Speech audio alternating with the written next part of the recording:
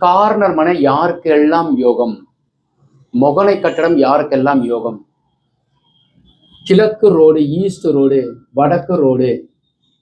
அப்ப வடகிழக்கு, கிழக்கு நார்த்து, நார்த் ஈஸ்ட்ன்னு சொல்றதுல வடகிழக்கு. அப்ப ஈசான மூலைன்னு சொல்றது நார்த் ஈஸ்ட் கார்னர்.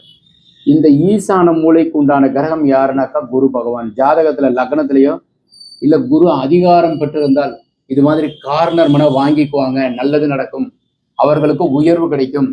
கிழக்கு பகுதியிலையும் வடக்கு பகுதியிலையும் ரோடாக இருந்து நீங்க வீடு கட்டும் போது பெரிய அளவுல முன்னேற்றத்தை கொடுக்கும். ஜாதகத்துல குரு வலுத்திருக்கிறவங்க இந்த மாதிரி மனை வாங்கிக்குவாங்க. இதுல மேலும் இப்படி ஒரு ரோடு தெருக்குத்தோட வருதுன்னு வச்சுக்கோ. இது கார்னர் மனை, ஈசான தெருக்குத்து, ஈசானத்துல ஒரு தண்ணி நீரோட்டம் இருக்கு, கன்னிமூலை சார்ந்த மலை இருக்கு அப்படின்னாக்கா இந்த மனையானது கண்டிப்பா பெரிய கோட்டீஸ்வர யோகத்தை கொடுக்கும்.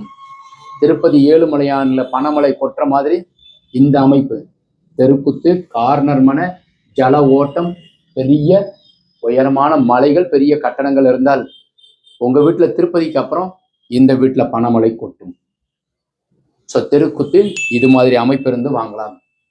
இது மாதிரி வரைபடம் உங்களுக்கு ஏதாவது நீங்க வரைபடம் அமைக்கணும்னாலும் கீழே இருக்கிற நம்பர் கான்டாக்ட் பண்ணுங்க.